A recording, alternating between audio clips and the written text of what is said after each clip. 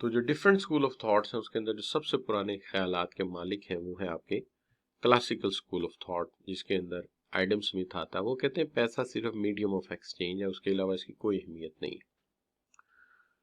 लेकिन जो आने वाले दौर के लोग हैं वो इस इतनी मुख्तसर बात नहीं करते। वो कहते हैं कि मनी जो है वो स्टोर ऑफ वैल्यू भी है और ये एग्रीगेट डिमांड पे इफेक्ट भी करता है और रियल आउटपुट पे इफेक्ट भी करता है। ये ख्याल है केनेजियन का। यानी क्लासिकल के नजदीक ये सिर्फ एक मीडियम ऑफ एक्सचेंज है कि ये चीज बेची, पैसे ले लिए और फिर जो चीज खरीदनी है उसके अगेंस्ट पैसे देके खरीद ली, तो ये तो सिर्फ मीडियम ऑफ एक्सचेंज है। लेकिन केन्स कहता है कि ऐसा नहीं है, इसकी अहमियत इस सेंस में भी होनी चाहिए कि आप बेच के पैसा स्टोर कर लेते हैं, सेव कर लेते हैं। क्योंकि आपको पता है हमने इसका सेविंग फंक्शन पढ़ा था, कंजम्पशन फंक्शन पढ़ा था, तो उसके अंदर उसने क्या कहा था? उसने कहा था कि पैसा जो है लोग जैसे जैसे आमदनी बढ़ती है सेविंग करते हैं, तो इसलिए उसने कहा है कि स्टोर ऑफ वैल्यू है, लोग सेविंग करते हैं। और दूसरी बात यह है कि इससे एग्रीगेट डिमांड और आउटपुट पे फर्क पड़ता है। लेकिन मॉनेटरिस्ट कहते हैं कि दुनिया की सबसे इंपॉर्टेंट, चूंकि वो है ही मॉनेटरिस्ट, वो कहते हैं दुनिया की सबसे इंपॉर्टेंट पॉलिसी मॉनेटरी पॉलिसी है, लिहाजा रेट ऑफ इंटरेस्ट को चेंज करने से इन्वेस्टमेंट भी चेंज होती है और एग्रीगेट डिमांड भी चेंज होती है। तो ये तो एक बात और अजाफी कहते हैं, यानी वो सिर्फ मीडियम ऑफ एक्सचेंज तक फंक्शन मानते थे। केन स्टोर ऑफ वैल्यू और रियल आउटपुट पे भी जाता है। ये कहते हैं सबसे इंपॉर्टेंट पॉलिसी ही मॉनेटरी पॉलिसी है और ये रेट ऑफ इंटरेस्ट भी चेंज होता है और एग्रीगेट डिमांड भी इससे चेंज हो सकती है। ये डिफरेंट व्यूज का ख्याल है, इसको आप पढ़ लीजिएगा। पेपर पॉइंट ऑफ व्यू से इसकी वही है कि किताब की चीज थी, मैंने कहा बता देते हैं आपको। अब जहां तक सवाल है कि एक अच्छे मनी के कैरेक्टरिस्टिक्स क्या होते हैं। एक अच्छे मनी के कैरेक्टरिस्टिक्स इस तरह के हैं कि अगर एक तो इसकी एक्सेप्टेबिलिटी जर्नल होनी चाहिए। ये नहीं है कि आप किसी को उसमें पेमेंट करना चाहें वो कि जी मुझे ये वाले पैसे नहीं चाहिए, मुझे तो आप गोल्ड में पेमेंट करें। अगर ऐसे हालात हो जाएं तो इसका मतलब ये है मनी को लोग एक्सेप्ट नहीं कर रहे। तो होना ये चाहिए कि पैसे को मोटिवेटेडली लोग एक्सेप्ट करें, मान ले कि ये पैसा है और उसको फौरी तौर पे जो है वो आ, मान के उसके अगेंस्ट चीज दे दें।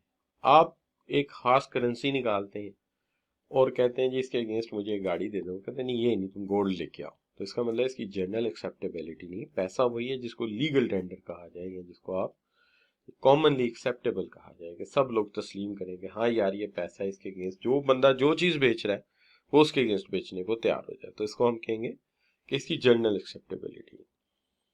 दूसरी चीज जो है इसके अंदर आती है वो है डिविजिबिलिटी।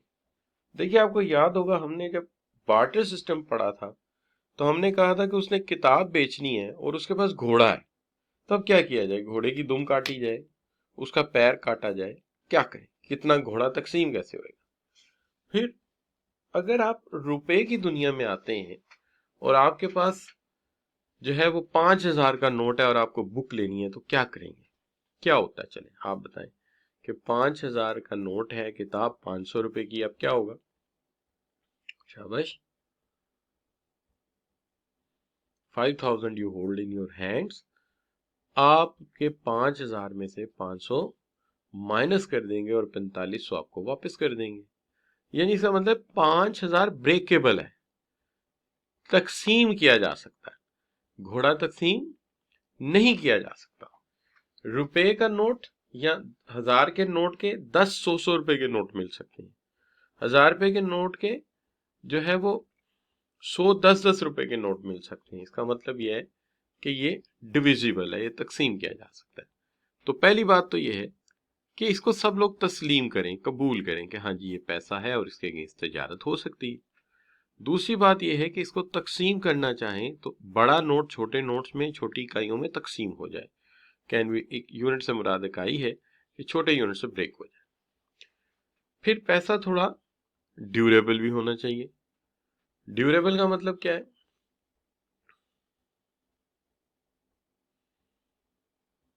जी शाबाश, अच्छा पैसा क्या है? ड्यूरेबल का मतलब क्या है?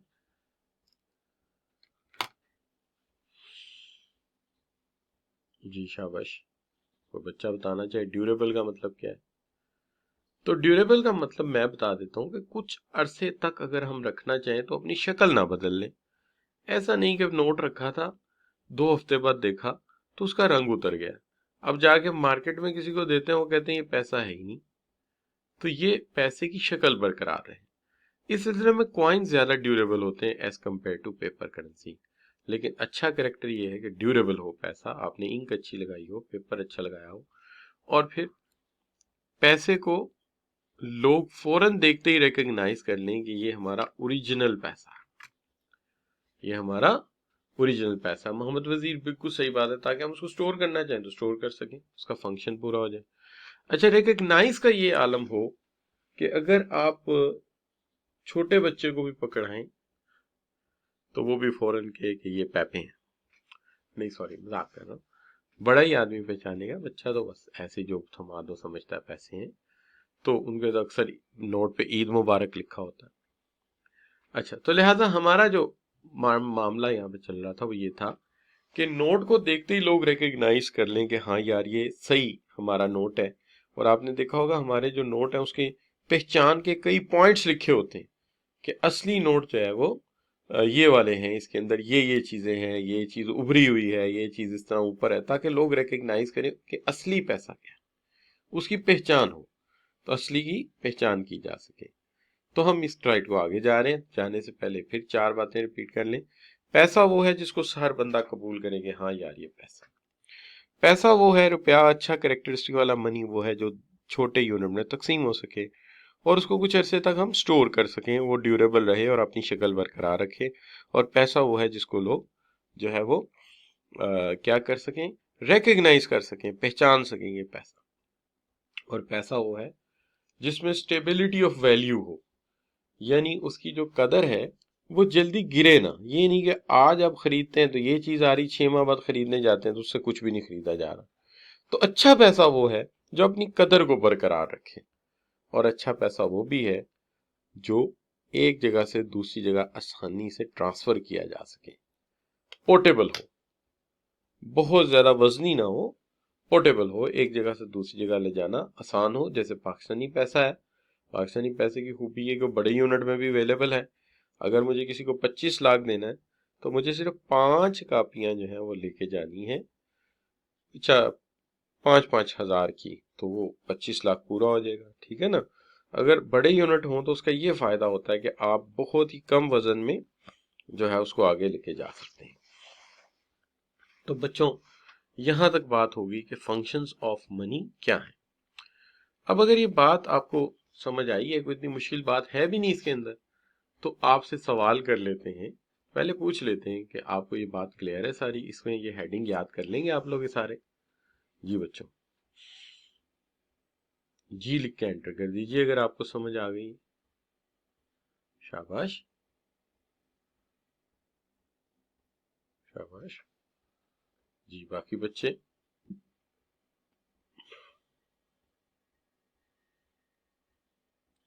नहीं आसिफ ऐसा नहीं है बेटा, आप कहते हैं जितना बड़ा यूनिट हो उतनी वैल्यू कम होती है, नहीं, जितनी वैल्यू पैसे की कम होती है उतना बड़ा यूनिट छापना पड़ता है, ये बात आपकी है ना। आप उलट बात कह रहे हैं कि जितना बड़ा यूनिट हो वैल्यू कम होती है। वैल्यू जब कम होती है तब हमें बड़ा यूनिट छापना पड़ता है कि लोगों को वजन ना उठाना पड़े और पैसे में ये क्वालिटी रहे, पोर्टेबिलिटी की। जब बड़ी बड़ी पेमेंटें लोगों को करनी पड़ती है और हम देखते हैं कि अब लोगों को वजन उठाना पड़ रहा है पैसे का, तो तब हम बड़ा यूनिट छापते हैं। तो आप बात को उलट सोच रहे हैं, यूं सोचिए कि जब पैसे की कदर गिरती है तब हमें बड़ा यूनिट छापना पड़ जाता है। तो यहाँ पे आके बच्चों आपसे कुछ सवालात हो जाए। सवाल ये है, discuss how introduction of money has resulted overcoming the shortcoming of barter system. याद है बार्टर सिस्टम के जितने मसाइल हैं वो आपके मनी के जो करेक्टरिस्टिक्स हैं उससे हम इसको सॉल्व करेंगे। ये मसले को हल करते हैं, जो प्रॉब्लम थे, divisibility, durability, recognition, stability of value, portability, तो ये इसने मसले हल कर दिए, ठीक है। Identify and describe the functions of money. Functions of money जो है वो क्या है, तो फंक्शंस ऑफ मनी को भी आप इस तरह से डिस्कस कर सकते हैं।